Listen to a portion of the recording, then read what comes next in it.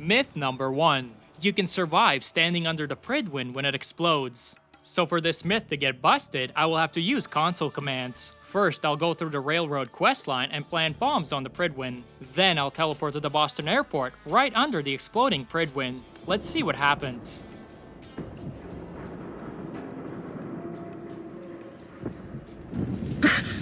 So you can survive the initial impact, but the fire afterwards will start causing damage. So you have to quickly get out of there, or you'll die. Despite the fire, I'm gonna call this myth confirmed. You can survive standing under the Pridwin when it explodes. Myth number 2. You can sprint forever with no AP cost if your endurance is over 20. To test this, I'm going to boost my endurance above 20 using a combination of items and perks. I'll begin with 10 special points in endurance, buy the champion's left arm from Lucas Miller, and the Black Ops chest piece from Deb in Bunker Hill. Equip a green shirt and combat boots with the Sea Captain's hat, take the solar powered perk, pick up the endurance bobblehead, and lastly, I'll get the Scav magazine in the Nuka World DLC titled That No Caps Rage. This magazine gives a +3 strength and +3 endurance bonus if you have fewer than 100 caps. Now that we have everything, let's see if we can sprint without our AP going down. Yeah, it looks like our action points aren't depleting while sprinting. Now, I'll remove the green shirt and combat boots, which drops my endurance to 20. And there it is, the AP starts going down as we sprint. So indeed, you can sprint forever as long as your endurance is over 20. Myth confirmed. You can drink the mass fusion reactor coolant and survive. To test this myth, I'll suit up in a hazmat suit and stock up on Radaway. Let's see if we can quench our thirst with some reactor coolant. Yeah, no, you die instantly when you drink it. There's no surviving this stuff. You can block all of Behemoth's melee attacks without taking a single point of damage with your bare hands in Fallout 4. Let's try it.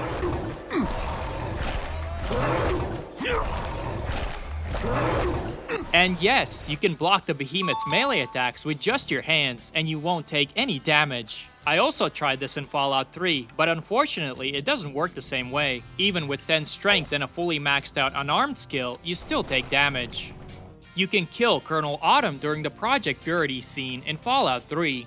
Some players claim that you can kill Colonel Autumn during this scene and loot his unique pistol and uniform. To do this, you have to kinda glitch through the emergency door and reverse pickpocket a live grenade on him. It took me a couple of tries, but once you wait for him to shoot the female scientist, you can successfully reverse pickpocket the grenade on him.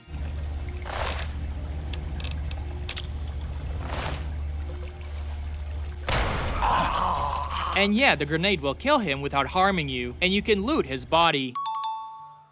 You can have Travis follow you forever if you leave his quest hanging. During the Confidence Man side quest, given to you by Vadim in Diamond City, Travis will temporarily join you as a follower during the second part of the quest to help fight the raiders in Beantown Brewery. If you abandon the quest at this point, Travis will remain in your party indefinitely, essentially becoming a secondary companion. He's marked as essential, so he can't be killed.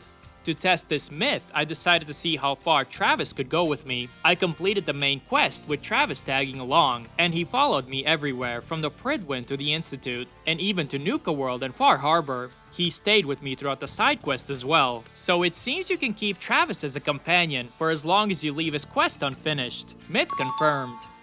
You can destroy a vertibird by landing on it with power armor in Fallout 4. I've got my power armor and jetpack ready. Now I'll summon a vertibird and see if I can land on top of it and destroy it. I went right through it. I also tried jumping on the vertibird sitting at the Cambridge police station, but sadly nothing happened. You can survive a nuclear detonation in the Pulowski Preservation Shelter. To test this, I'll be using a mod that changes the mini-nukes fired by the Youngsa submarine to real nuclear bombs, similar to the one we see at the beginning of the game. After helping Zhao get the submarine up and running, I'll drop the homing beacon and enter the Pulowski Preservation Shelter to see what happens. Yeah, it did not save me. I died instantly. I also tried testing this with a generic NPC to see how they fare. And yeah, the same result. You can't survive a real nuclear detonation in the Pulowski Preservation Shelter, which explains why there are so many skeletal remains found in these things. You can pickpocket giant rats in Fallout New Vegas. I'm gonna make sure I have my stealth boy ready, and let's see if I can pickpocket these guys.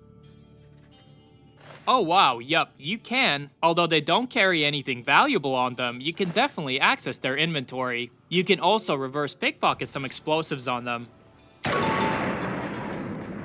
You can go straight to Kellogg in Fort Hagen after exiting Vault 111. Normally, the main quest leads you through various locations like Diamond City and Vault 114 before reaching Kellogg. But can you skip all that and go directly to him? Let's find out. After leaving Vault 111, I headed straight to Fort Hagen. The first thing I noticed was that the turrets on the rooftops were missing. But once inside, synths, just like during the main quest, appeared and attacked me. After clearing them out, I made my way deeper into the building until I reached this room. Upon closer inspection, I discovered that the elevator to the Fort Hagen Command Center, where Kellogg is hiding, is blocked off. This makes it impossible to continue further and confront Kellogg. So no, you can't go straight to Kellogg in Fort Hagen after exiting Vault 111. The quest sequence must be followed to progress. Myth busted. Apparently, you can use power armor as an indestructible shield in Fallout 4. I've got a fully repaired Brotherhood of Steel power armor at 100%, and I'm fully healed up too. So here's the plan. I'm going to exit the power armor and see if it can protect me from a super mutant suicider. Let's play!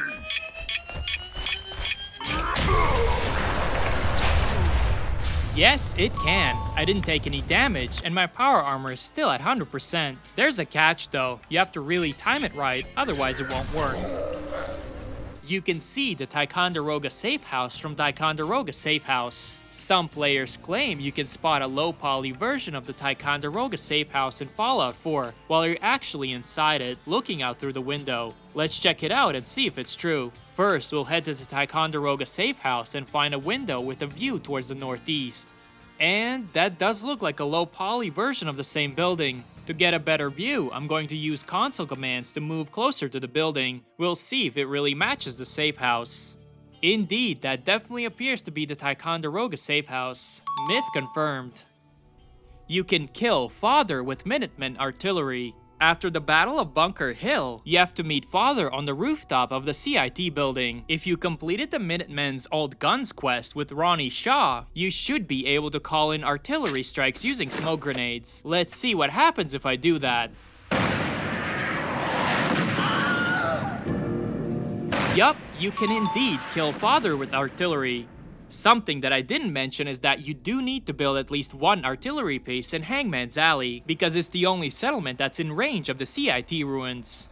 There's a ghost in Arlington Cemetery in Fallout 3. This myth has been circulating the internet for a while now. Apparently, there's a ghost that appears and disappears in Arlington Cemetery. There's even a forum post claiming that they found the ghost NPC and that its name is Poe. According to the post, Poe is equipped with combat armor and a combat helmet, and is coded to spawn, salute at a grave with flowers, and then disappear. I decided to dig deeper and verify this claim using the GECK.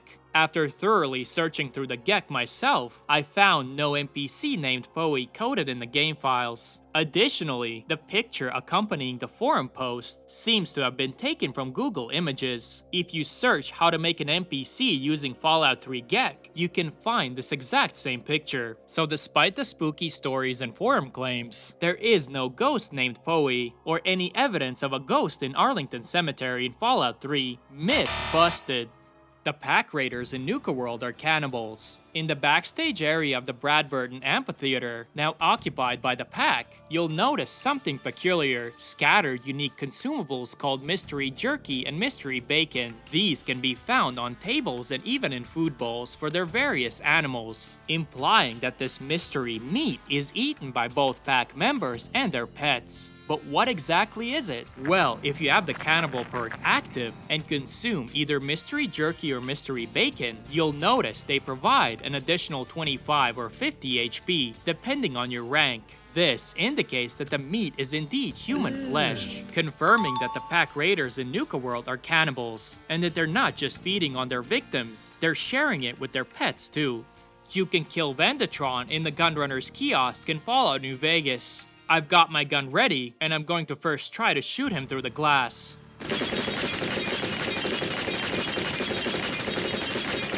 Okay, can't kill him like this. Next, I'll use console commands and move myself into the kiosk. Now, eat lead, Vendatron.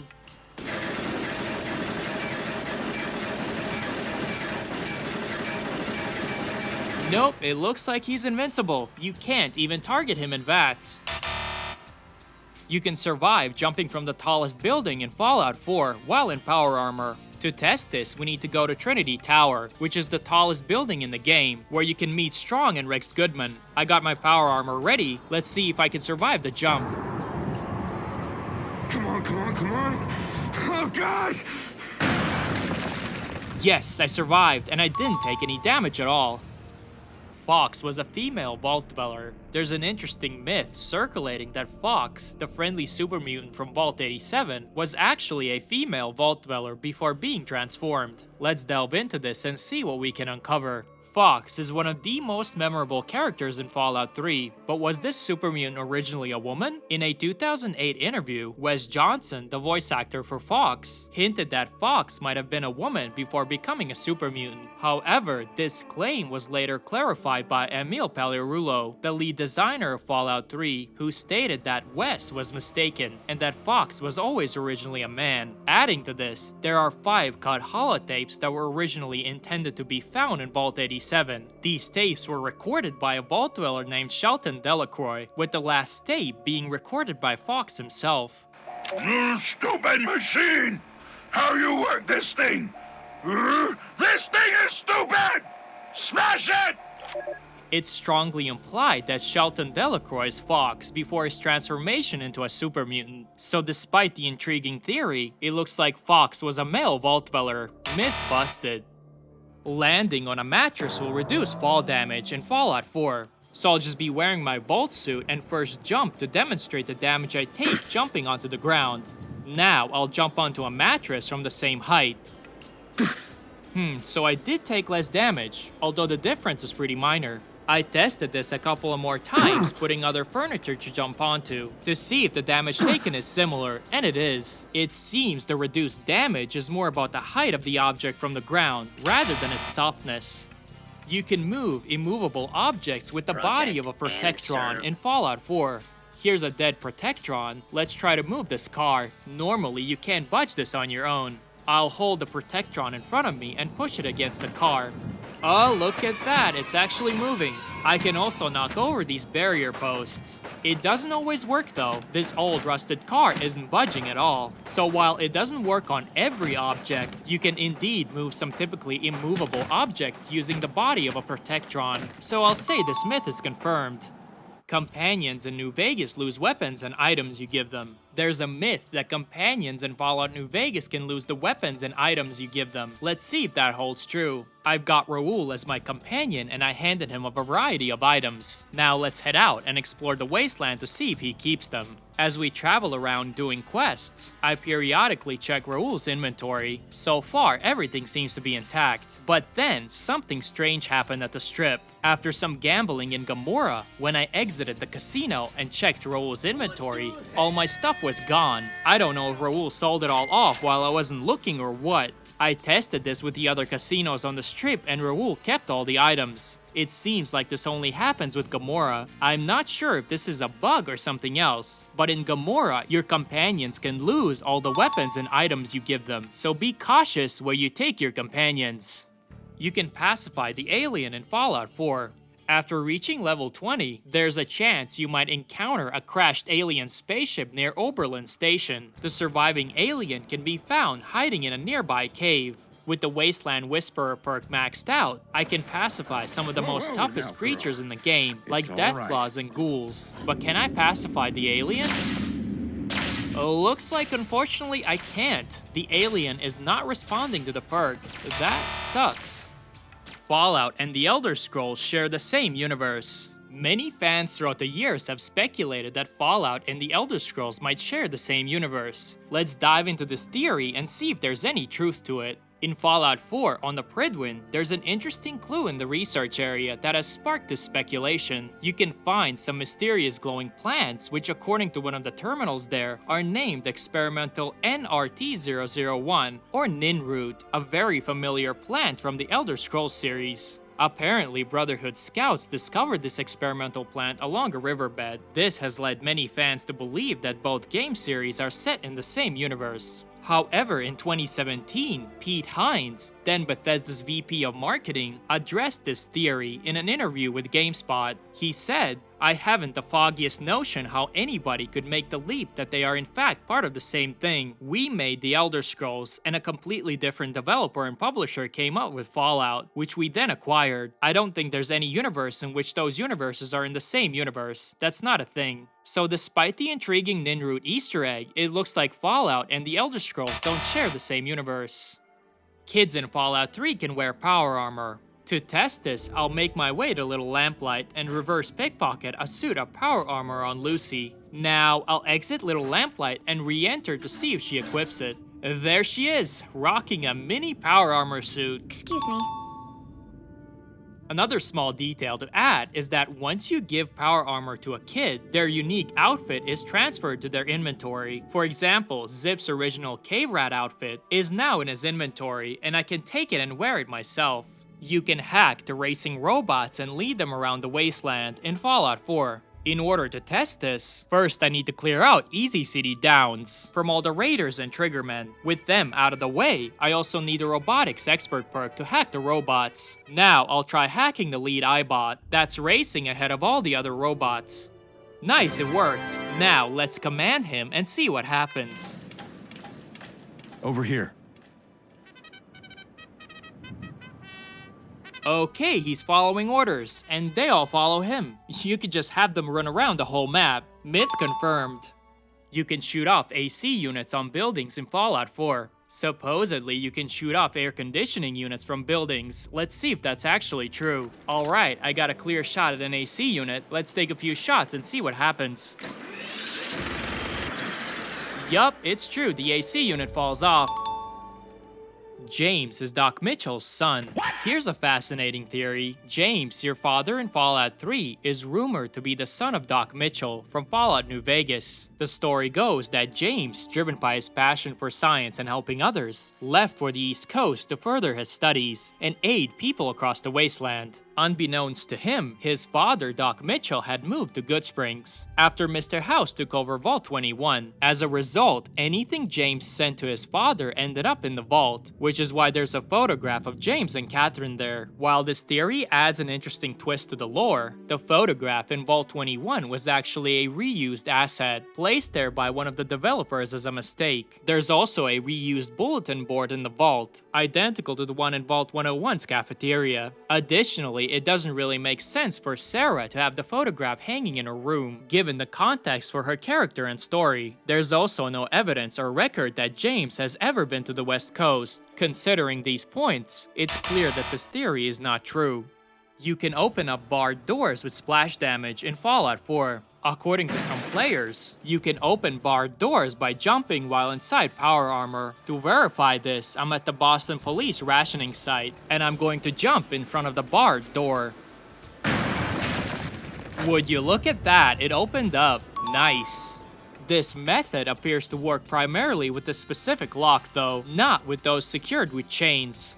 You can survive flying in the USS Constitution. After helping Ironsides and his crew repair the ship's systems, there's a rumor that you can stay aboard and survive the ship's flight. Let's see if that holds true. I've completed all the repairs and the USS Constitution is ready for takeoff. Now I'm going to stay on board and enjoy the ride.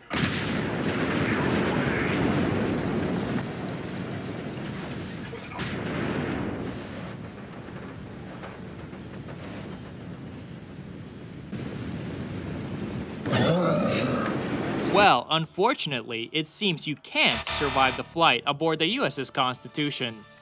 Trashcan Carla is an Institute informant. There's a rumor going around that Trashcan Carla, the junk hoarding caravan merchant from Bunker Hill, is actually an Institute informant. Let's dig into this and see if it's true. Got plenty to sell if you're interested. Trashcan Carla seems like a regular trader, but is there more to her story? We can actually find out about Institute informants by checking a terminal inside the Synth Retention Bureau. So there's Cricket, Tommy, and Trashcan Carla. Myth confirmed. Other informants on the list include Doc Weathers, AJ, Morawski, Lucas Miller, and Henry Cook.